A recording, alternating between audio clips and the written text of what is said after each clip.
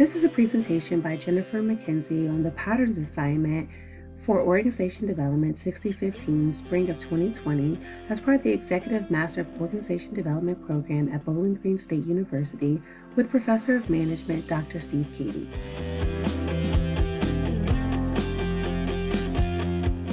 In this presentation, we will discuss whole system collaboration and change, the 8 design elements that generally shape collaborative change methods, explore 11 specific collaborative change methods, and the process I use to identify or discover patterns by organizing information with the Affinity Diagram tool and analyzing the information with the mind mapping tool.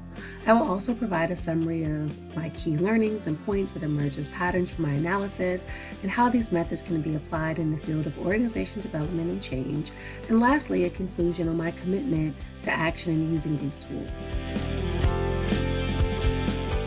In order for true transformation to take place in an organization, it must function as a whole.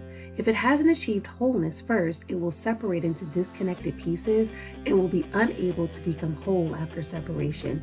Thus, what we mean by the term whole system transformation is more than simply a change that affects the entire system. It means that the entire system is involved in creating itself anew. The focus then moves from imposing change on a system or organization to enabling or allowing the system to transform itself. So today, it's a very brief introduction on whole system collaboration and change. So what is a whole system? Well, it includes the individual, group, organization, and society, and how there's connection and alignment. What is collaboration? Tapping into the collective intelligence of a group through shared learning, working, and/or understanding. And then what is change? Well, change is moving from the status quo to a new vision of the future. The macro problem that I address in this work is the very concept of change itself. People and organizations struggle between who they are and who they desire to be. It is so easy to settle into the status quo. Even when we've made a decision to change, we're often at a loss as to how to bring about that change. As individuals, we struggle with changing our behaviors. As organizations, we also struggle with changing our behaviors, also known as culture. Those behaviors or culture keeps us from our desired future. We are social creatures and therefore are designed to co-create and collaborate to build a shared reality. Today, we will explore the 11 methods designed to help us to tap into our collective intelligence and create whole system change, not for people, but with them.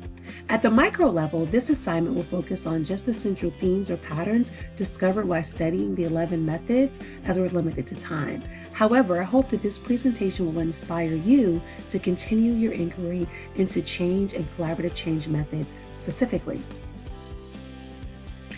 Over the past 20 years, professional graduate students at Bowling Green State University have studied these patterns, and from that study, 8 prevalent elements have emerged as invitation, purpose, system, experience, technology, evidence, values, and mastery.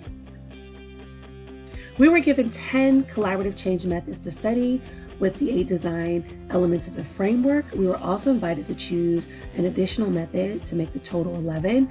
I chose mastermind groups. I've read and listened to Napoleon Hill's Think and Grow Rich too many times to count. And in that book, he discusses something called the master key, but he never really truly reveals what that key is. And I think that I may have discovered that key is tapping into the collective intelligence of a group. So I'm super excited to learn more about the mastermind groups. During this process, I expected to get overwhelmed and to get lost in my learning, as I like to dive very deep into concepts. With so many concepts to learn and understand, I was not sure how I would get it all done or if I would retain any of it. I was nervous about sharing my process with you, as it's quite messy, and just like I don't let people into my home when it's messy, I did not feel good about letting you all into my mental processes for fear of judgment. I also expected to find more efficient ways to conduct group meetings, but I realized that this work is so much more than that. I was curious about how these methods would connect to and inform our work around the change formula. During my process, I identified with the majority of the Alice in Wonderland characters.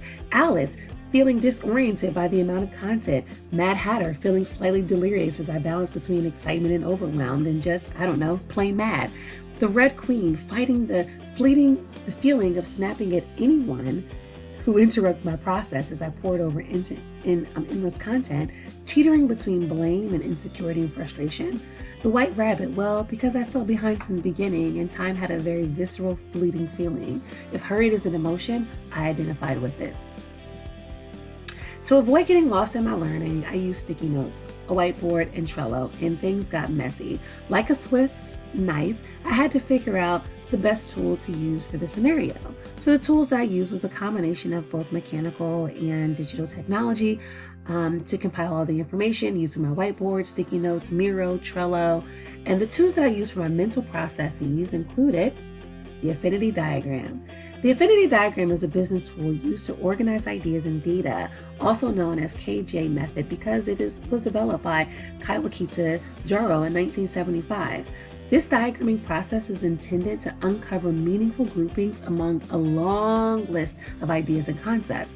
And I also use the mind map, a diagram used to visually organize information. A mind map is a hierarchy and shows relationships among pieces of a whole. And it's a graphic tool that enables patterns recognition. The steps I took down this cycle of learning included: Step 1, connecting the 8 elements of design to the 15 elements within the navigation matrix. Step 2, grouping each method by modality or category. Step 3, identifying the key points for each element by creating an either or statement or multiple choice. For instance, for invitation, I had to create a list that identified what level of the system are we dealing with. Is it the individual, the group, the organization, society? Like, who is this change for? Is it a problem or an opportunity? Is the problem or opportunity general or specific? Or is it a single method or a set of methods? For purpose, I wanted to know, what is a statement and outcomes? System, who is involved? Is it the stakeholder representative, the whole system, whoever comes? Experience, what is our approach to this work? Technology, what type of technology are we using, digital or mechanical, and how is it used to connect people? And then evidence. What is the foundational theories that I can use as a basis to return to and expand my study? And then values. What is the underlying principles that govern how we enter into this space and treat one another? And mastery. How do I engage in additional training and development? My next step was taking my work on the road. Well, not really, but making it digital. The paper approach was very slow and insufficient, so I decided to use Trello partway through, and I would say it's probably a more evolved version of the sticky note. So I took the approach of reviewing only the section of the methods chapter that was relevant to the element that I was studying. For example, I would read the section on invitation for each method, document my notes, and identify any patterns for that section as they emerged. I use a combination of Trello and of course my whiteboard for that.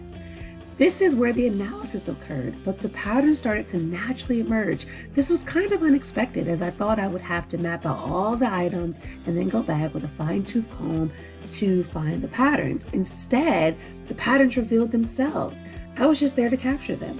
I moved from overwhelmed to curious as what would emerge. I was eager to find more nuggets and inspired. I got into flow and began to feel like the Mad Hatter when he was in his creative mode, or even Edward Scissorhands, as I thought about other Johnny Depp characters to channel. I digress. It was exciting. A new challenge emerged, however. How would I summarize my learning and avoid the dread of judgment? What if what I discovered was common and not as profound to others as it had been to me? So step 5, I switched into presenting mode and began writing out pieces of the visual puzzle. I am not a creative, so I present this information to you all very humbly. While I shared that this was a step-by-step process, it was not. It was very circular, and trying to present it as sequential rather than co-occurring feels. So I used my mind map to reveal the major patterns that emerged. Let's take a closer look. Again, I looked at modalities. So for each method, did it fall under the category of arts, dialogue, cafe, development? And for development, was it specific to personal development or community development? How are these methods used? Is it for learning or action? And how does it align with the change formula? Next, I looked at holding space. I started to see these things kind of like bubble up as they specifically use this terminology in different methods. So creating a brave space, a space for ideas, a space to contribute, a space to become your best self and personal transformation. And also it talked about creating a hospitable space as a facilitator. And then mastery. The primary way to gain mastery was really through community and connecting with other people, which makes sense because we're talking about collaboration. And then secondarily, it was do it yourself, and tertiary was through workshops. The next two connections and final ones was the brain connection. So some of these processes either specifically talked about or at least led you to believe that it was specific to limbic cortex or cortical. Tapping into feelings, thinking, as well as making connections, and then just a visceral feeling started to emerge of creating a space that was psychologically safe, and then also allowing people to be free and unleash their creativity. So through that, I created this visual that allowed people to really think about how patterns emerged through the methods for collaborative change.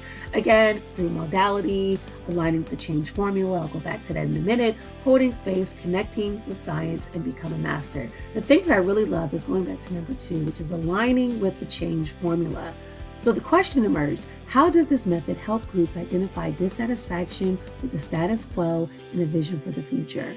I also realized that each method can be the first step toward change. And then my last question was, how does this method create the support needed to sustain change? Very interesting stuff. These next two visuals is just really about my learning process. Again, I started off thinking that it would be really linear. We've kind of already talked about how I connected information, identified points using questions, grouping information by categories, analyzing them through questions, and allowing assumptions to arise and create new insights, but most importantly, putting all the pieces together like a puzzle piece. I would love to say that it was a linear approach that I took, but it was not. It was pretty circular. Same concept, but I kind of bounced around. As information started to emerge, I would group things, I would analyze them, but then I would identify new questions to ask. Whereas I was putting the pieces together and finding the hidden wisdom, I was able to connect them to familiar concepts that I already knew. Again, it was a very circular process. This is probably more aligned with my thinking style and my learning style. So what I learned is it's less about pouring over endless content, instead jumping in and allowing yourself to be taken away as the patterns emerge like big waves in the sea of learning. We're no longer swimming in the goo, we're riding the waves. A final note on collaboration as shared in the whole system transformation, the 5 truths of change. I too found that there were some consistent values among all the methods and thus founders. So moving people from passivity to activity, creating a maximum mixture of viewpoints, getting each one to see what everyone else sees. Work is based on a basic belief of democratic principles and living from your heart. I adopt these truths from the masters and commit to living these principles as I study and apply whole system collaborative change within my own life and organization. I am called to serve.